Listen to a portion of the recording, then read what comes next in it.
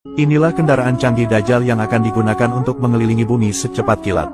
Dikisahkan, Dajjal kelak akan mendatangi seluruh tempat di muka bumi dalam waktu yang sangat singkat. Lantas, kendaraan apakah yang dipakai Dajjal untuk menjelajahi bumi? Berikut penjelasannya menurut beberapa riwayat.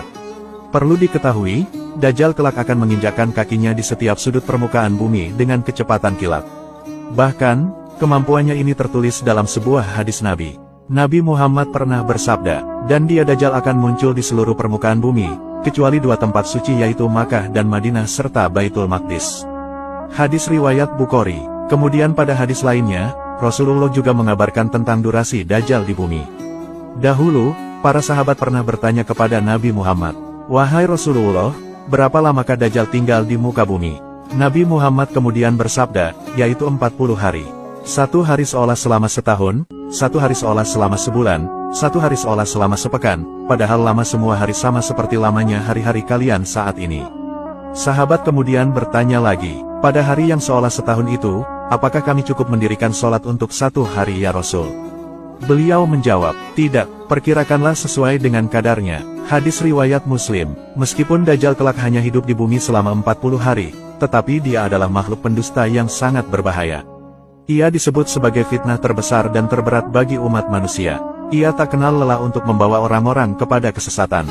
Sehingga, umat Islam hendaklah mewaspadainya dan selalu berdoa kepada Allah Subhanahu wa Ta'ala untuk memohon perlindungan. Kemudian mengenai transportasi yang dipakai Dajjal, Nabi Muhammad telah memberitahu bahwa Dajjal akan menaiki seekor keledai akmar.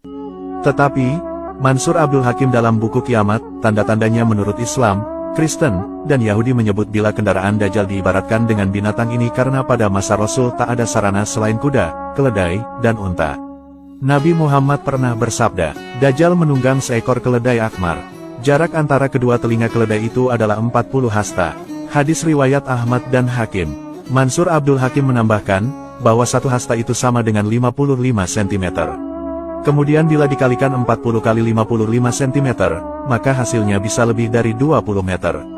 Jadi, binatang yang dinaiki oleh Dajjal ini bukanlah keledai biasa. Dalam hadis tadi, Nabi Muhammad juga mencoba menggambarkan kendaraan Dajjal yang lebih cepat dan mirip piring terbang berbentuk bulat. Alasan dikatakan transportasi berwujud bundar, yaitu karena keledainya disifati akmar atau bulan yang berwarna putih. Kata ini juga menunjukkan akan bentuknya yang bulat. Sehingga, analogi piring terbang dirasa cocok untuk membayangkan kendaraan yang akan dipakai Dajjal kelak di akhir zaman. Di samping itu, kendaraan piring terbang juga digadang-gadang punya teknologi pergerakan yang super cepat, sebagaimana laju aksi Dajjal yang bagaikan awan dengan hembusan angin. Nabi Muhammad pernah bersabda, seperti awan yang diikuti angin. Hadis riwayat Muslim. Kemudian selama tinggal di bumi, Dajjal akan menyebarkan fitnah kepada seluruh manusia dan membuat kekacauan di muka bumi. Atas seizin Allah, Dajjal mempunyai kekuatan yang luar biasa. Dajjal akan berusaha menjebak, menipu daya umat manusia, dan menjerumuskan manusia kepada fitnah surga dan neraka yang ia miliki.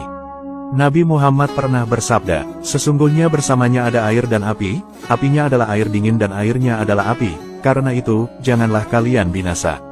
Hadis riwayat Bukhari dan Muslim. Maksud dari hadis ini adalah, kenikmatan yang ditawarkan dan ditunjukkan Dajjal itu berupa keburukan, sedangkan keburukan yang ada itu berupa kenikmatan yang sesungguhnya. Manusia yang mudah haus akan kenikmatan duniawi tentunya akan mudah terjebak dalam fitnah ini. Selain itu, Dajjal akan bekerja sama dengan setan untuk senantiasa mengajak umat manusia dalam kesesatan. Di antara fitnah Dajjal adalah, ia akan berkata kepada seorang Arab, pikirkanlah olehmu, sekiranya aku dapat membangkitkan ayah dan ibumu yang telah mati, apakah kamu akan bersaksi bahwa aku adalah Tuhanmu? Laki-laki Arab tersebut menjawab, ya. Kemudian, muncullah setan yang menjelma di hadapannya dalam bentuk ayah dan ibunya, maka keduanya berkata, wahai anakku, ikutilah Dajjal, sesungguhnya dia adalah Tuhanmu. Selain itu, Dajjal juga mampu memerintahkan benda mati dan hewan untuk mematuhinya. Bagi manusia yang kafir dan juga lemah imannya, maka akan sangat mudah terpedaya oleh fitnah yang satu ini.